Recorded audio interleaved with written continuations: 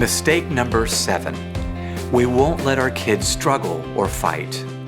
Now, when I use the word fight, I don't mean a fist fight. I mean to really battle or struggle through difficulties, challenges, even opportunities that seem a little harder than the child first expected. You and I both know that that's what life is about, working through hard problems and becoming stronger as we work through them. But for some reason, as I mentioned earlier, there is a new parent report card on the horizon today that says if you're a good parent, your children shouldn't struggle, they should have everything they want, they should be happy. And while we always want that, that comes through struggle. And we turn out better adults in the end if we let our kids struggle a little bit rather than have a life of ease and convenience all the time. Maybe you've heard of Singapore Math. Singapore Math is a 2-day workshop given to teachers in America and it compares children in Singapore to children in America. Now, both sets of children are smart, but in Singapore, they've embedded into the math curriculum soft skills like attitude and resilience and perseverance. We don't necessarily do that in America. So, given the same math problem, students in Singapore were willing to work an hour or more on a single math problem before they got it right. American children worked 37 seconds before they gave up. Now, I don't think that means they're not smart. I think it means they've been used to not struggling and things have been easy. We've kind of spoon-fed them. I know a school that doesn't use red ink when they grade papers anymore because we felt like it was too harsh. Again, this is our adult world meaning well, intending well, but not allowing them to get a glimpse of what life is like. In fact, I think we've done a lot better job protecting than we have preparing. Can I say that again? We've done a better job protecting than preparing. So my correction on this one is very simple. I want to encourage you, when you see your child struggle, don't remove it right away. Sit down with them, listen to them, cry with them, pray with them, but see them through the struggle and watch them grow resilient in the process.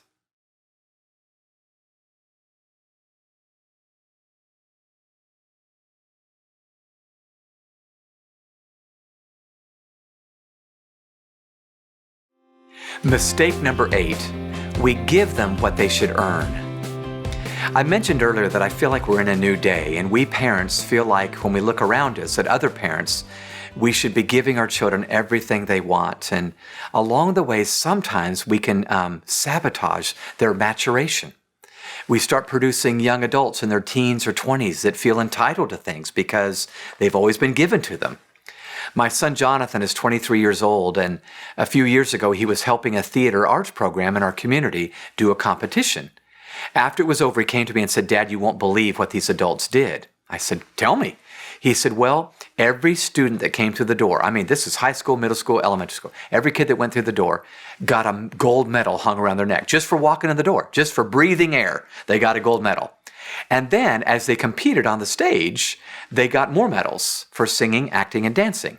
The levels of the medals were gold, high gold, and platinum. Gold was the lowest you could get. You could get last place and get a gold medal.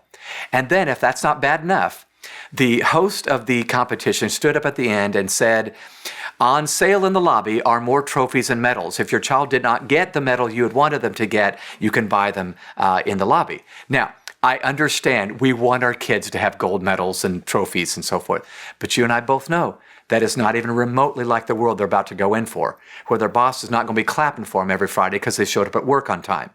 So again, we've got to not give them what they should earn. If we give them what they should earn, we reduce their ability to learn to work and wait for things. So I love my friend David. His son Nick was in middle school when the new iPod had just come out. And he said, "Dad, I want this iPod." My friend said, "How much money you got?" He said, "Well, I don't have enough money for it, but they're going fast. They're going to be gone in a week."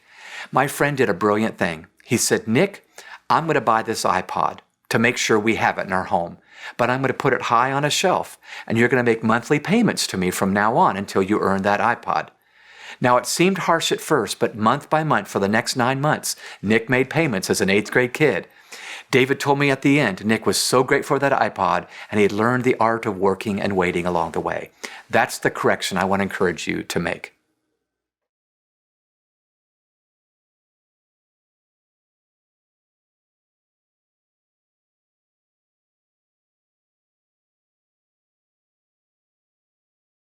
Mistake number 9, we praise the wrong things.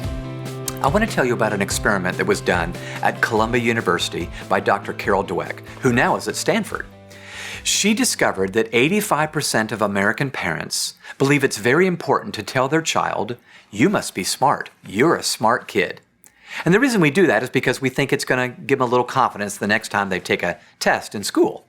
She had a sneaking suspicion it was backfiring as she watched thousands of kids in New York. And so she did an experiment. She divided 2 groups of 10-year-old children, gave them both the same test, but at the end of the test, the first group was told, you must be smart. The second group was told, you must have really tried hard.